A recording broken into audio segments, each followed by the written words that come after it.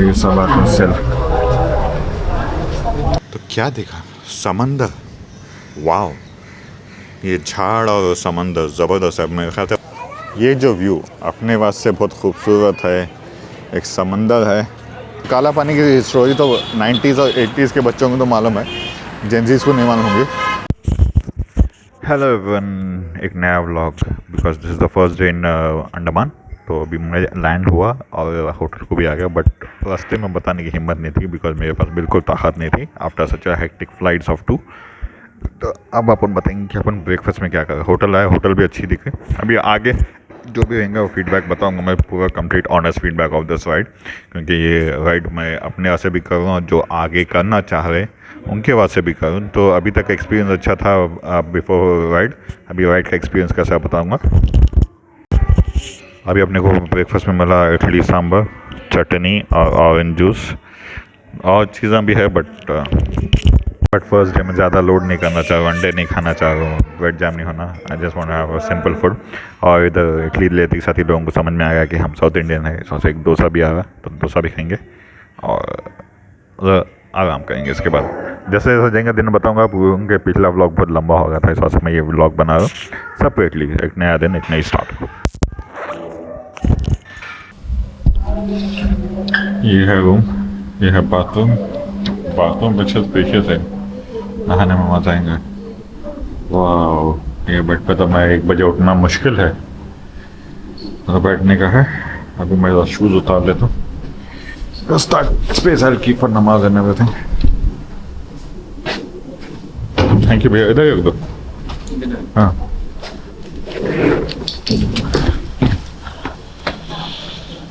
ये अपना सामान आ गया।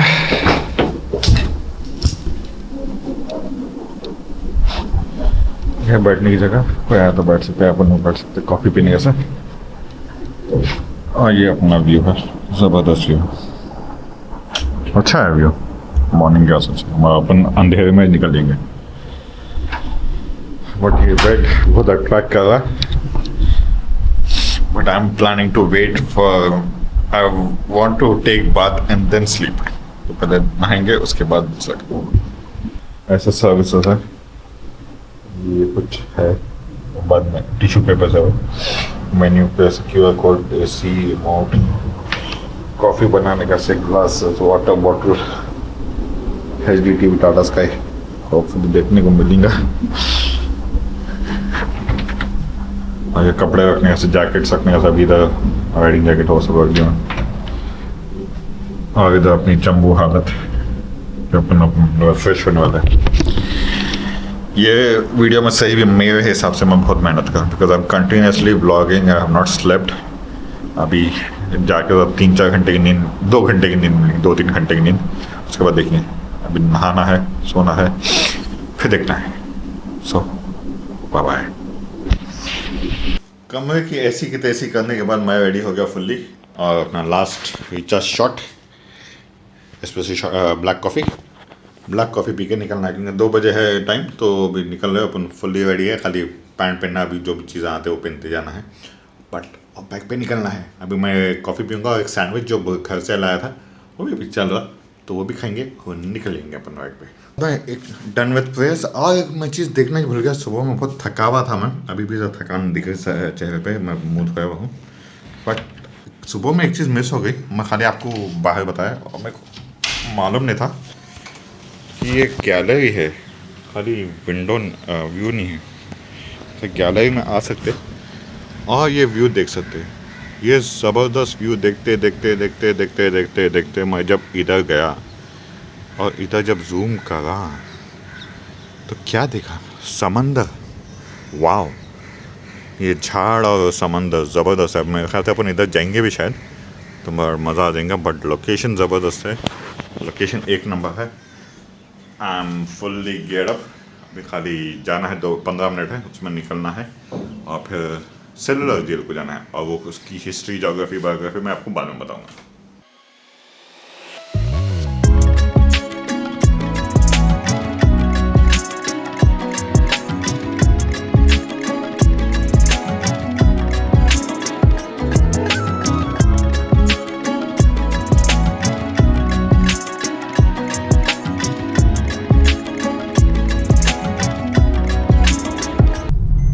राइट अगर सामने देखेंगे ना तो ये आपको रेड कलर का टावर दिख रहा है, ये इसको बोलते हैं नॉर्थ बे आइलैंड। ये जो है 20 रुपीज़ के नोट के पीछे प्रिंटेड है।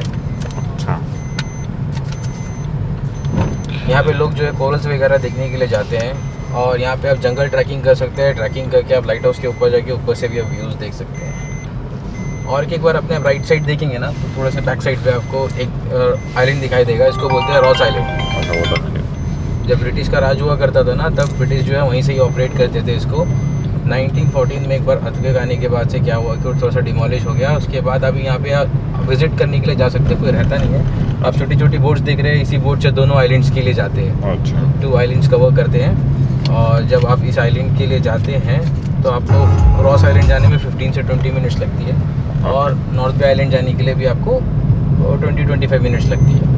यहाँ पे आप डियर मोह वगैरह जो है देख सकते हैं, उनको फीड भी कर सकते हैं। अच्छा। और ब्रिटिश बंकर, जापानीज बंकर, बहुत सारे ऐसे हिस्टोरिकल चीज़ें हैं जो कि लोग जो है रॉस आइलैंड में विजिट करते हैं। देख ये वो जगह है जो हमारे अजीम भाई, ये जो वो जगह है अजीम भाई जो बता रहे थे, अभी क्लियरली दिख रहा नहीं दिख रहा, मन में झाड़ा आ रहा, but it's a beautiful location. अभी मैं तो उधर जाने वाला हूँ, मैं वो ट्रैवल करने वाला हूँ। और हमारे एक पार्टनर तो मिल गए, एक और एक आए थे मिस्टर अक्षय, ये पुणे से हैं और अभी फ्रीलांसिंग कर रहा है आईटी में। आईटी वालों का हेक्टिक भी था, मज़ा भी था, दोनों मज़े ले रहे हैं। ये है काला पानी की जेल, सेलुलर जेल, जहाँ पे बहुत से अपने फ्रीडम फाइटर्स को कैद करे थे। ब्रिटिशर्स के ज़माने में बहुत से फ्रीडम फाइटर्स इधर रहे हुए हैं और जो भी पॉलिटिकल डिसएग्री करते थे उनको ये पानी देना। तो काला पानी की स्टोरी तो 90s और 80s के बच्चों को तो मालूम है, जेंजीज को नहीं मालूम होंगी। सो अभी अपन एंटर होने वाले, अभी वाइल वेट फॉर अजीम भाई। मुझे ब्लॉग करना बहुत मुश्किल है।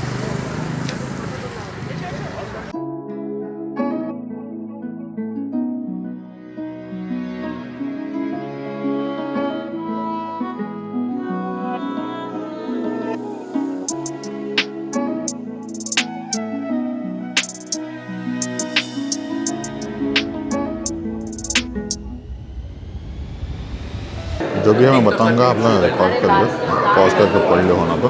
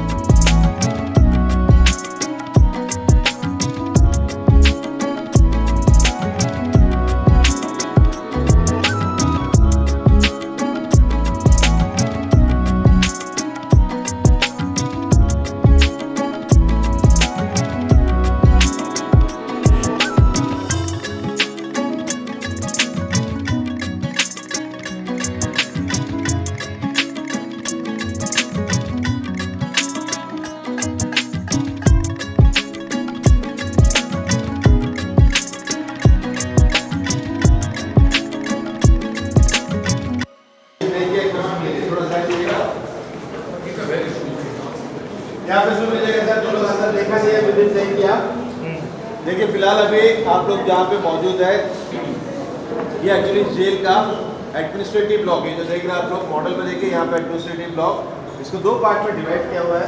हाफ ऑफ द पार्ट तो ये है, इसके नेक्स्ट आप फ्रीडम फाइटर्स के फोटो डाल रही है। तो बेसिकली अभी मैं जो चीज़ के बारे में बताने जा रहा हूँ, क्योंकि सेलुलर जेल एक हिस्टोरिक मोनूमेंट है, यहाँ पे हर हाफ एन आवर में एक टूर करवाया जाता है उसके रोड में, उसमें क्या क्या होगा।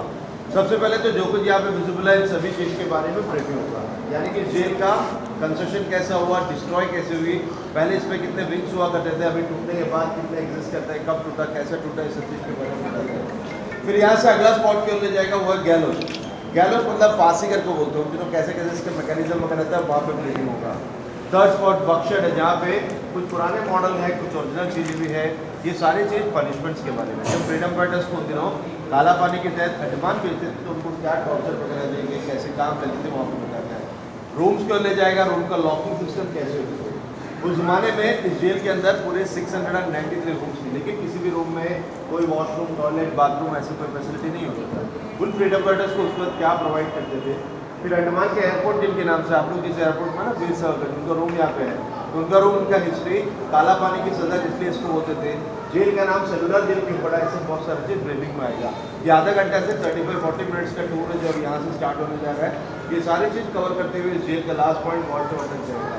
एक बार कंप्लीट होने के बाद सभी को ऊपर पे करते हैं, वहाँ से फोटोग्राफी वगैरह करते हुए सेम रास्ते आपको लौट के भी है ना, ये मेन गेट के सामने आएगा। उस वक्त भी जिनके पास एक्स्ट्रा टाइम है आप लोग यहाँ पे अपना टाइम स्पेंड कर सकते हो, उसके बाद यहाँ से बाहर कर सकते हो। तो हर एक आधा घंटा में टूर होता है। तो अभी टूर स्टार्ट होने जा रहा है, 2:30 वाली टूर अभी स्टार्ट होता है। जिनको जाना अभी जा सकते हो, वापस आके इस गैलरी को आप लोग कंटिन्यू कर सकते हो। ये जो टूर होने वाला है इसका नेक्स्ट एक्सपीरियंस होने वाला है, एक एक चीज़ यूनिक और अलग है, तो फुल वीडियो देखना मैंडेटरी है। तो देखो, आप लोगों को भी इन्फॉर्मेशन मालूम होंगे। बहुत से लोग नहीं आ सकते अंडमान को, तो ये वीडियो देखो और देखो कि क्या क्या चीज़ें मैं कवर करता हूँ और इसकी इम्पोर्टेंस क्या है। इंडिया का पार्ट है, इंडिया के पार्ट के लोगों को नहीं मालूम, ज़्यादातर लोग इसको अब्रॉड में समझते हैं, ओवरसीज समझते हैं, बट ये पार्ट देखो, ये इंडिया का बहुत इम्पोर्टेंट हिस्सा है।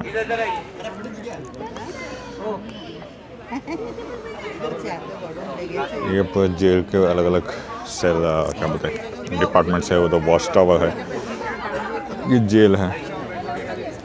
अभी तो कुछ बताने वाला है, सब बैठे हुए। 2 मिनट के लिए मैडम प्लीज बैठिएगा। बैठो।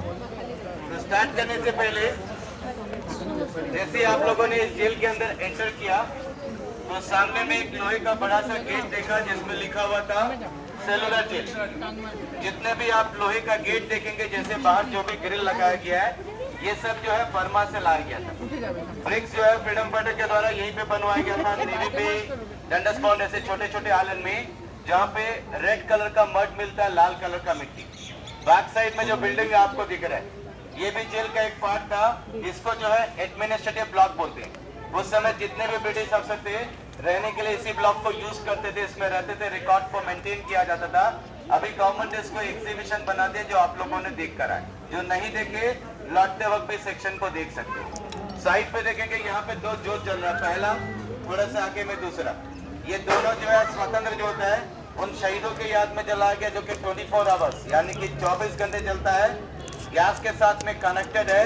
महीने में 48 सिलेंडर लगता है जो IOC द्वारा गिफ्टेड किया गया इंडियन ऑयल कॉर्पोरेशन द्वारा। इसके लिए 24 सिलेंडर, आगे वाले के लिए 24 सिलेंडर। और जो व्हाइट रंग का प्लेटफॉर्म आपको दिख रहा है लास्ट में एक पिलर, ये जो है मार्टियर्स कॉलम।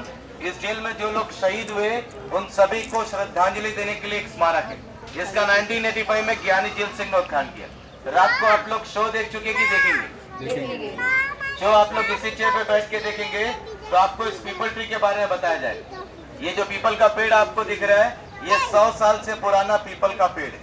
28 जून 98 पे यहाँ पे हेवी रेन के वजह से ये पेड़ पूरा जड़ समेत गिर चुका था, तो इसकी टहनी वगैरह काट के सेम ट्री को सेम प्लेस पे दोबारा गाड़ा गया है। गवर्नमेंट ने इसके ऊपर 3.25 लाख का खर्चा उठाया, क्योंकि रात को शो में एक रियल विटनेस है, मुख्य साक्षी ये पीपल का पेड़ है। ये पेड़ ही आपको सब कुछ बताए। तो अभी तक मैंने आप लोगों को जेल के बारे में कुछ भी एक्सप्लेन नहीं किया, मैं सिर्फ आपको स्टार्टिंग पार्ट बता रहा हूँ। तो जो भी मैं एक्सप्लेन कर रहा हूँ आप लोग को सुनाई दे रहा है? यस। तो देखिएगा, मेरा नाम फारूक है, मैं ही आपके साथ में गाइड रहूंगा। एज ए गाइड मैं यहाँ पे 27 साल से काम कर रहा हूँ, 27 ईयर। जैसा कि आप लोगों ने मॉडल पे देखा, बीच में भी देख सकते हैं जो सेंटर पार्ट आपको दिख रहा है, वो जो है इस जेल का सेंट्रल टावर है, केंद्र मीनार। सारे विंग्स के कनेक्शन जो है बीच में सेंटर पार्ट के साथ में था, यानी कि किसी भी गार्ड्स को एक विंग से दूसरे विंग जाना है तो इसके बैक से या फ्रंट से कोई डोर सिस्टम नहीं था। इनको पहले जाना पड़ेगा सेंटर पार्ट में, उसके पास से दूसरा विंग एंटर कर सकता है। और 7 विंग में इसका टोटल जो है सेल कैपेसिटी, सेल मतलब कोठरी, कमरा, टोटल जो है सेल वो 693 सेल था। सेल का अंदर का डायमेंशन 13/2 एंड 7/2। एक सेल में एक जन को रखते थे। सेल के अंदर आपको लेके दिखाया जाएगा, उसमें इंडिविजुअल या सेपरेट कोई टॉयलेट का फैसिलिटीज नहीं था। तो जो भी फ्रीडम फाइटर होते हैं, कहा जाता है कि इनको टॉयलेट के लिए डे टाइम में बाहर लेके जाते थे, लेकिन नाइट टाइम में सेल के अंदर लॉक कर दिया जाए, नेक्स्ट डे मॉर्निंग किसी कारणवश कोई सेल को दोबारा नहीं खोला जाए। उस समय सेल के अंदर में छोटा सा एक मड बॉल देते थे, मिट्टी का घड़ा, इसी में इनको टॉयलेट करना पड़ता था और डे टाइम में क्लियर करके सेल के अंदर रखना पड़ता था, यानी कि रात भर इनको टॉयलेट के साथ सोना पड़ता था। इस जेल का जो आर्किटेक्ट था, इनका नाम था मैककोयन, फर्स्ट जेलर डेविड बेरी। और एस्टीमेट को जेल को बनाने का टोटल खर्चा 7.5 लाख रुपए लगा था। क्योंकि इनको लेबर कॉस्ट पड़ा नहीं, लेबर जो थे फ्रीडम फाइटर। जेल को बनाने के लिए 600 क्रांतिकारियों को काम करवाया गया, बाद में उन्हीं को इस जेल में रखा भी गया। और ये लोग एस्टिमेट लगाए थे कि पूरा जेल को 10 ईयर्स में बनाकर कंप्लीट करेंगे, लेकिन जेल को बनने में एक्चुअल 13 ईयर्स लगा, 13 साल। 1893 में इसका काम शुरू हुआ, 1906 में पूरा जेल बनकर कंप्लीट हो गया। ये जेल का नाम सर्लो जेल इसलिए रखा गया क्योंकि इसके अंदर बहुत सारे सेल है, सो मेनी सेल्स के कारण। विंग में मैंने आपको बताया 7 विंग, लेकिन अभी आप लोग देख सकोगे सिर्फ 3 विंग को। 1 नंबर है, 7 नंबर, बैक साइड में एक 6 नंबर, बाकी के 4 विंग यानी कि 2, 3, 4, 5 पूरा डैमेज हो चुका है। डैमेज होने का रीजन 41 में यहाँ पे मेजर अर्थक्वेक और 42 से लेकर 45 यहाँ पे जापानी पीरियड, उस समय सेकेंड वर्ल्ड वॉर। तो कहा जाता है कि काफी सारे बम इसके बैक साइड में गिरे, जिसके कारण विंग्स डैमेज हो गए। कुछ विंग डेंजर पार्ट में था, कभी भी टूट के गिर सकता है। तो यहाँ के गवर्नमेंट ने इसके बैक साइड के सारे विंग्स को क्लियर करके यहाँ के लोगों के लिए एक हॉस्पिटल बना दी, जिसका नाम जीबी पंत यानी कि गोविंद वल्लभपंत जी के नाम से रखा गया हॉस्पिटल है। ऊपर जाएंगे पीछे आपको हॉस्पिटल नजर आएगा। और विंग को कैसे बनाया गया देखिए, 1 नंबर का मैं आपको एग्जांपल दे रहा हूँ। इसका बैक पोर्शन आपको दिख रहा है, वेंटिलेशन, रोशनदान जो है 9 फीट की हाइट पे बनाया गया। विंग नंबर 7, ये इसका फ्रंट पोर्शन, यहाँ पे जो भी लोग रहेंगे देख नहीं सकता था आगे वाला विंग में साउंड आ रहा, बल्कि हर विंग को फ्रंट एंड बैक बनाया गया। हर 2 विंग्स के बीच में जो लाल रंग का शेड आपको दिख रहा है लंबा से, ये जो है वॉक शेड है, जहाँ पे फ्रीडम फाइटर्स को टॉर्चर किया जाता था। किस तरह का टॉर्चर, ये व्हाइट कलर के स्टैचू के पास ब्रीथ किया जाए। और यहाँ पे तो छोटा बिल्डिंग आपको दिख रहा है, फर्स्ट एंड सेकेंड। पहला जो है स्टोर है, दूसरा जो है किचन है।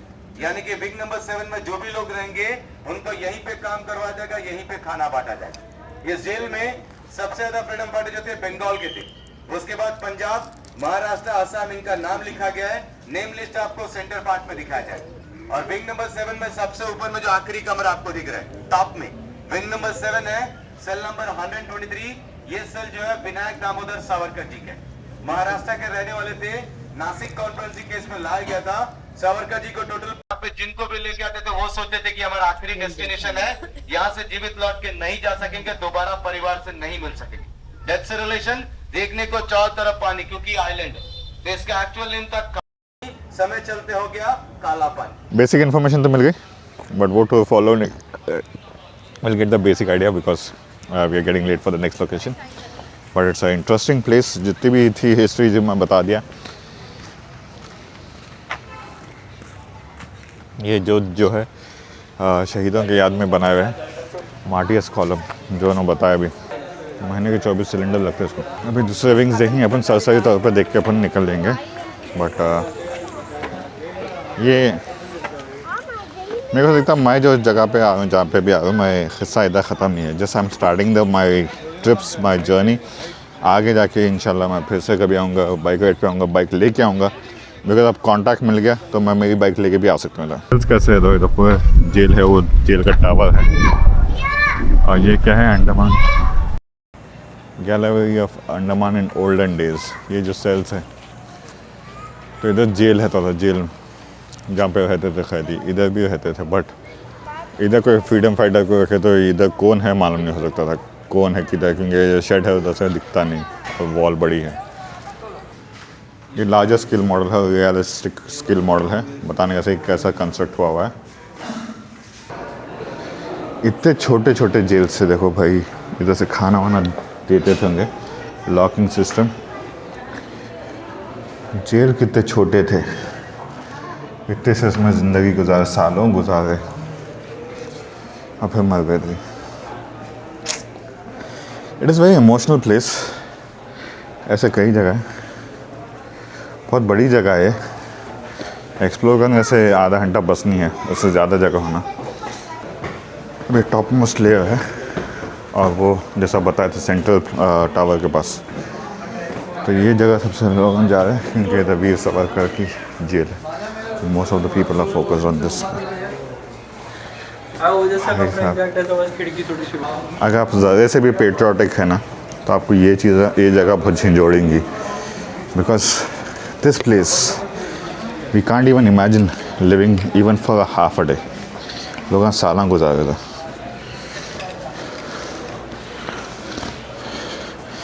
आजकल लोगों को इतने छोटे कमरे में रख दिए तो रह नहीं सकते। जेल है इधर, कुछ नहीं है। और सोचो जो बताए कि शाम में you have to carry a pot of shit that, कैसा अनइमेजिनेबल। इधर से इधर से देखे तो भी आपको उधर कौन है, अगर इधर के लोग उधर है, दो लोग अलग अलग रखते थे होंगे तो वो भी नहीं देख सकते। ये अक्षय भाई जा रहे हैं भागते हुए इनको फॉलो करना पड़ा बिकॉज ब्लॉगर्स की लाइफ ऐसी है भाई, बताना भी पड़ता है, क्योंकि अपन सिर्फ अपने आंसू नहीं देखते, दूसरों के आंसू भी दिखाते। अब मैं दिखा रहा हूँ तो आप लोग भी देख सकते, जो नहीं आ सकते और जो आ सकते हैं उन्हें ज़रूर आना चाहिए था। बहुत से फैसिलिटीज़ है। आफ्टर कंप्लीट सीरीज़ मैं आपको पूरे डिटेल्स दूँगा, कैसे आ सकते, कैसे कांटेक्ट कर सकते और कैसा था मेरा एक्सपीरियंस।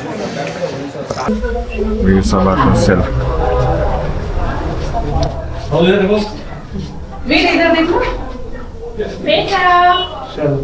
देखो जेल में कैसे बंद करके रखते थे, देखो कैसे उनको वीडियो बनाया जाता था। देखो इसी में खाने मिलता था, ये सोने के लिए मिलता था, ये ओढ़ते थे। आप लोग ब्लैंकेट ओढ़ते हो ना, ये देखो ये चलिए सानवी चलिए रुद्रा ये बाबू कर लीजिए। ये हम लोगों को बचाते बचाते शहीद हो गए। सानवी छुट्टी लो। चलिए ये हम लोगों को बचाते बचाते शहीद हो गए। नहीं ये इनके बड़े होने का है। सुनिए ना, आइए ना, एक सेकेंड आपका फोटो ले लेते हैं। यहाँ नहीं लेके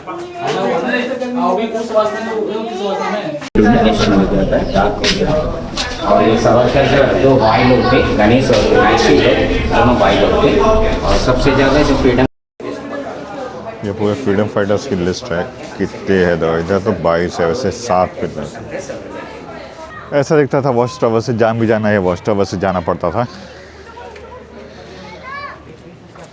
ये जो व्यू अपने वास्ते बहुत खूबसूरत है, एक समंदर है। ये फ्रीडम फाइटर्स के ऐसे एक क्या बोलते हैं, बहुत बुरी चीज़ थी कि हर तरफ समंदर है और वो लोग कहीं जा नहीं सकते हैं। सो उनके ऐसा बहुत सैड चीज़ थी। अपने ऐसा बहुत खूबसूरत जगह है, पहाड़ है, सब है, बट कब तक देखेंगे पहाड़ अगर आपको सालों इधर रहना पड़ रहा तो। It was very sad thing for them. Watch tower है सर, जो वॉच करने के लिए